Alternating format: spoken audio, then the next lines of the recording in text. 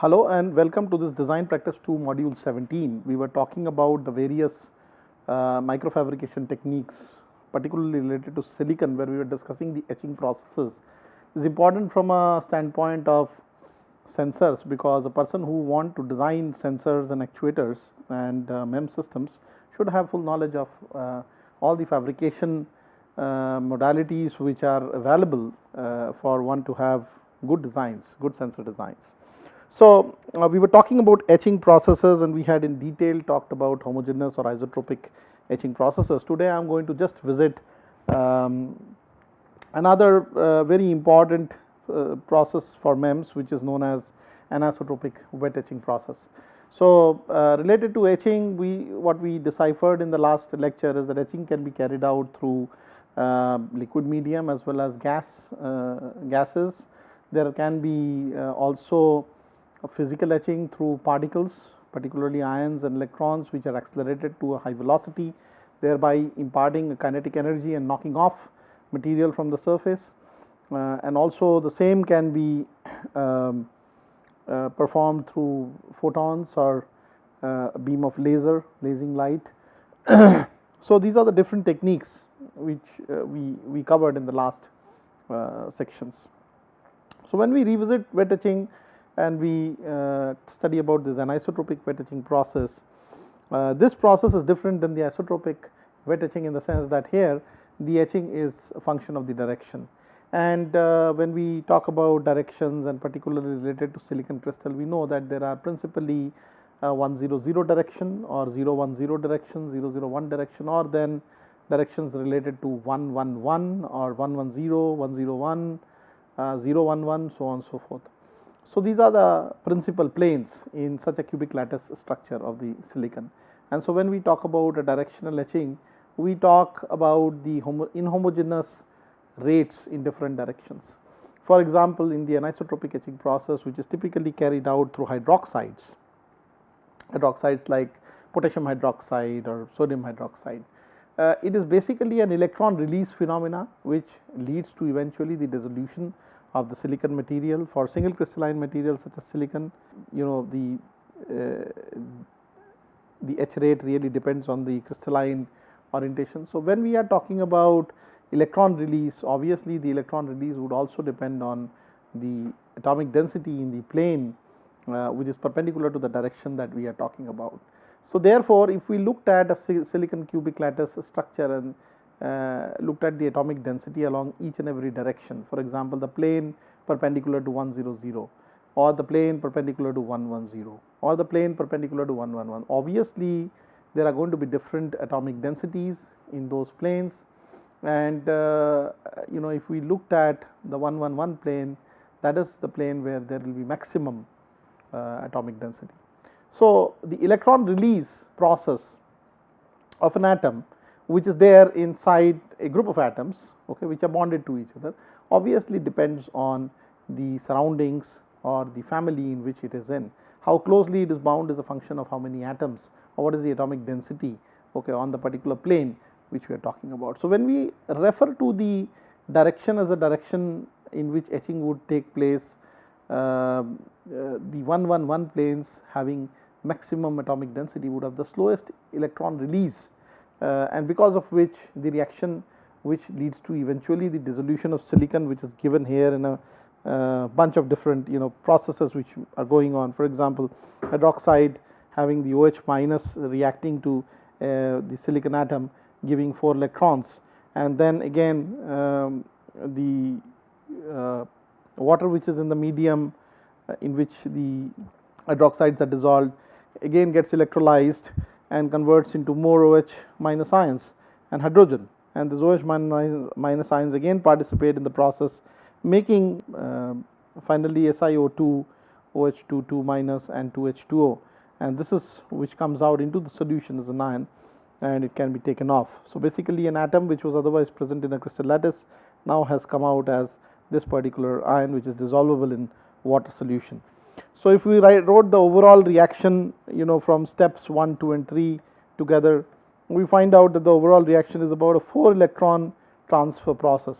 And when I am saying that the electron release is slower in different planes, So obviously in 111 plane where the electron release is the slowest, the etch rate will also be the slowest. So eventually when we are talking about etching silicon in different directions, the 111 plane would be the last plane which will come off, or etching will happen along this plane at the very last, because it takes the maximum time, the rate being the minimum in that particular direction. So whenever we are performing wet etching using hydroxide chemistry, there is a possibility of eventually the 111 plane to evolve. So let us say if I started in a certain direction, let us say this direction right here is 100 direction, and the plane perpendicular it is again given by the circular bracket 100.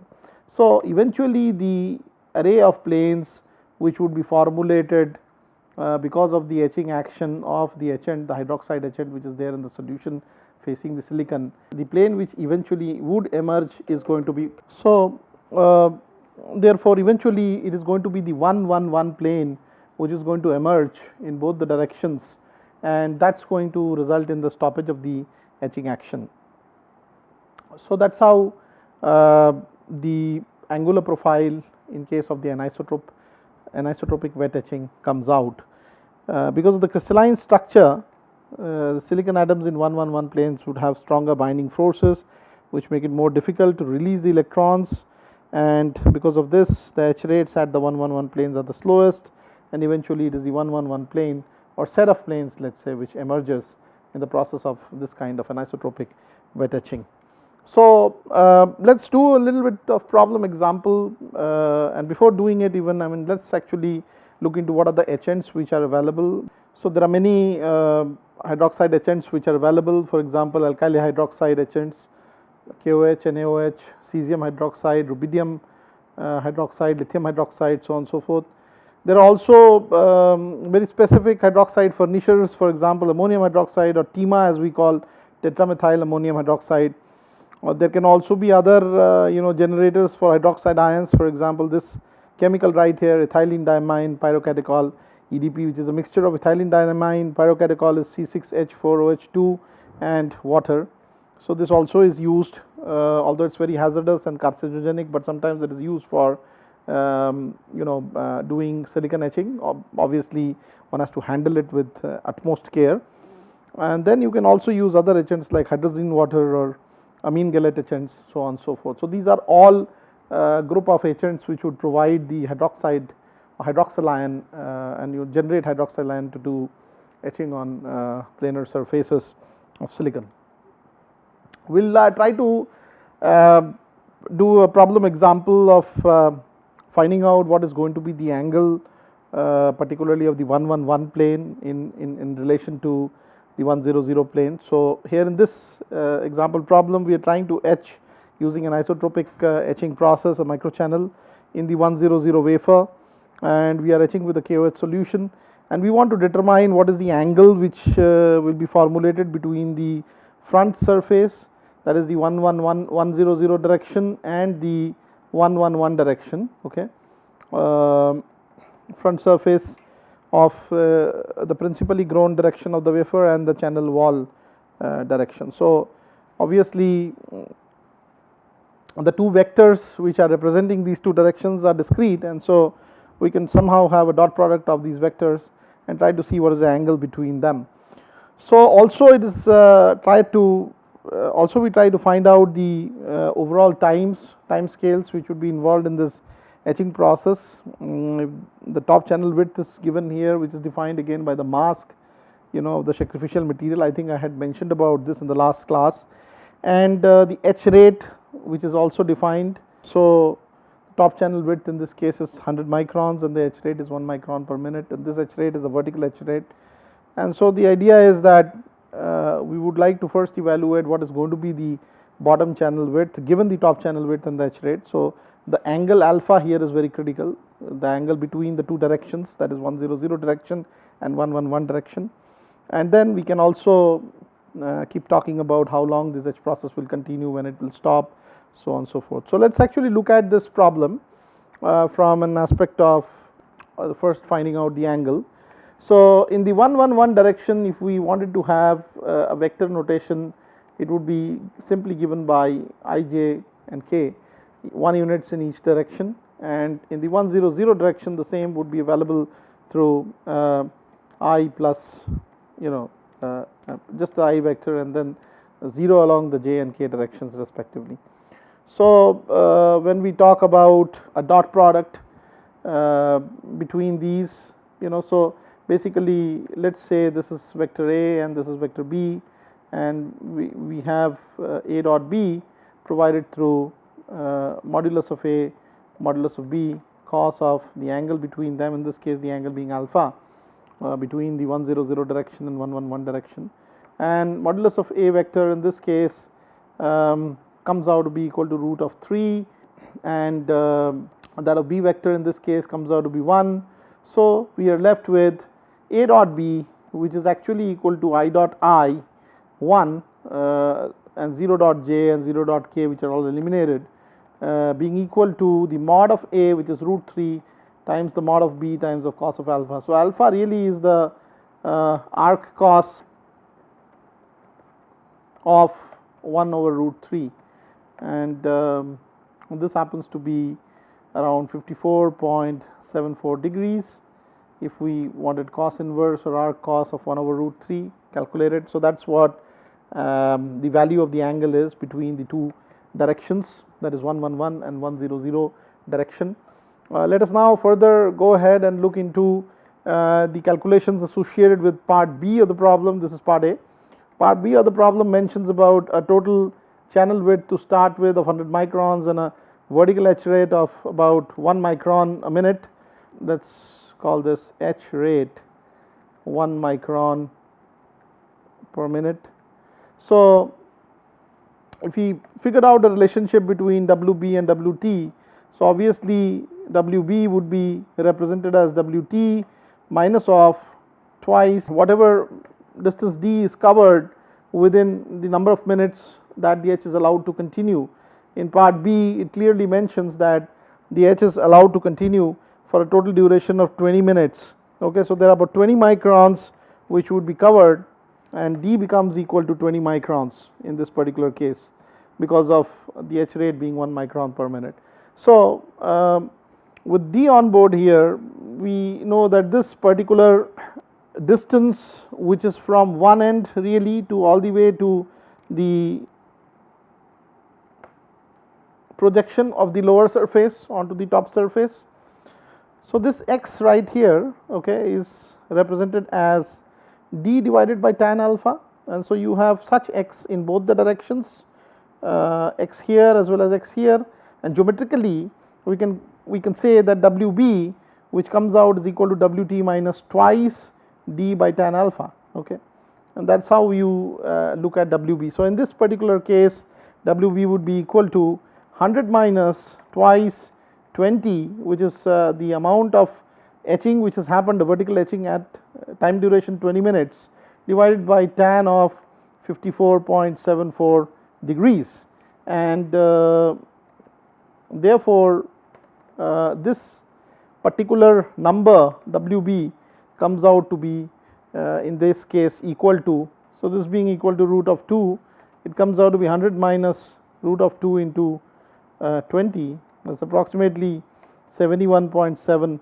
microns. So that's about the size of the lower window WB when time equal to about 20 minutes has been given for the vertical etch to continue. The other part of the problem statement wants to find out what is going to be the total time for which the etch would proceed uninterruptedly, and beyond which the etch will stop. So obviously that's an instance when WB is 0, because now there are only 1 1 1 planes. So I have we have projected this 1 1 1 array of walls all the way to the bottom where they meet each other, and so assuming that these are the planes which are corresponding to the slowest or almost negligible etches, when they meet together there is no further etching because there is no material which is available in the non 1 1 1 plane direction. Okay, so we can assume that once it closes or WB becomes 0, the etch would typically stop because 1 1 1 again is the slowest etch rate in terms of different planes and different orientations that the silicon might have. So corresponding to WB equal to 0, again if we use the same equation as above, we have a d value which emerges, which is actually equal to Wt tan alpha divided by 2, and this being 100 microns already we know that, times of root 2 by 2. So this becomes 100 by root 2. Okay, so this is close to, so it's close to again 71.7 microns, and we know that the etch rate which is provided is 1 micron per minute. So the amount of time which will take to etch out depth of 71.7 microns is typically going to be about 71 minutes. Okay, so that's what the total etching time would be for the etch to not proceed anymore and the two 111 planes to meet together, as shown in this illustration right here. So that's how you would look at this problem. So therefore this value becomes equal to 70.7, and the amount of time which is needed to etch off the depth d is approximately 70.7 minutes or 71 minutes. That's how the etch kind of closes, because the two 111 planes start facing each other. So that's about anisotropic wet etching. We have more or less covered all the subtractive machining techniques. The other important aspect which I would like to now deal with is the photolithography aspect, which is actually the way in which patterning is patterning is provided onto any surface, and then this can be coupled with a variety of processes like etching and deposition to make metal patterns, make small etches within the surfaces. Generally, if I looked at various classes of photolithography, and even before looking at it, let's actually look at what is this process all about. So let's say when we are talking about photolithography, it is a process of selective exposure like photography through a black and white transparency or mask of otherwise photoactivating or photoactivated chemical which is known as photoresist. So the advantage that photoresists have is that they would have chemical transitions being exposed to certain wavelengths of light. So those transitions could be debonding effects or they could be bonding effects, and there can be various photoresists based on whether they debond or whether they cross bond on exposure to light of certain frequency. So when we talk about optical lithography, largely we are basing ourselves on these resists, because these are what causes chemical transitions to happen, and these chemical transitions can be again utilized in order to pattern surfaces through very small features which would then be extended to the surface over which these patterns outlay, and the extension can be in terms of either etching off the surface or depositing something on the surface, meaning thereby that we can do bulk and surface micromachining as we had showed in the earlier lectures. So here, for example, there are two different kind of photoresists shown. One is a negative tone where there is cross bonding which would happen, and positive tone where there is debonding. And so it starts with the silicon wafer. This is a silicon wafer, and we spin coat an adhesion promoter layer, which is actually something which holds on the resist layer which will come over it, and it is like a cross linker which can cross link the resist to the particular surface of the silicon. Okay, there is a spin coated negative photoresist layer which comes on the top of it. You can see this particular layer. So you have a green silicon layer, you have a yellow resist layer on the top of it, and then again a intermediate adhesion promoter layer which is purple. You are patterning this layer with selective exposure to light of a certain frequency. The selectivity is carried out through this mask, which is, you can see here, the black layer where there are white openings in between and dark regions where light won't go through. So typically when we use this as a mask on the surface that we are trying to pattern, light would only go through those areas which are actually having these open vias, and it would fall on the resist, and wherever the light falls on a negative tone resist, it cross bonds. Okay, so you can remove the remaining. So basically the cross bonding effect starts only in those vias which are just allowing the light passage to go through, and these are the regions which would firmly get attached to the wafer surface, and we can easily dissolve away the remaining regions. So after a process of dissolution, these are the features which are retained on the surface where there is cross linking which is happening. Okay, so this is how optical lithography is carried out for a negative tone resist. Similarly, a same scheme can be employed for a positive tone. The only difference that the positive tone makes is that wherever there is exposure, for example, these are the regions which are exposed, there is going to be debonding and there is going to be material which comes off, thus resulting in vias and crevices, okay, on the photoresist film. So that's how you do optical lithography in the positive tone photoresist. Let's now go back to our problem of how different kind of lithography can be carried out. So it's all about how you're placing this mask. So this mask can either be placed on the surface in close proximity with the surface, but the disadvantage that such an orientation would have is that when you want to do photolithography between alternate wafers and alternate runs, you need to tear off the mask, which may and pull out the mask, which may damage the surface which you are actually working on. So that is one of the fallouts of this particular process.